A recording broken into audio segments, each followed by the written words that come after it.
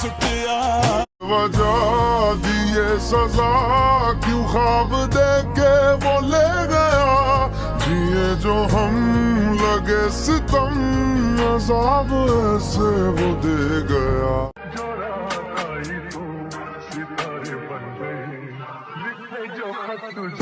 silencer गायब है piston है हाईवे पे 200 गरम ये इंजन है धुएं में हाइड्रो ऊपर सिस्टम है अपने में बातें ਉਹਨਾਂ ਨੂੰ ਇਹ ਆਰਟਿਸਟ ਟੂਟਿਸਟ ਸਮਝ ਨਹੀਂ ਆਉਂਦੇ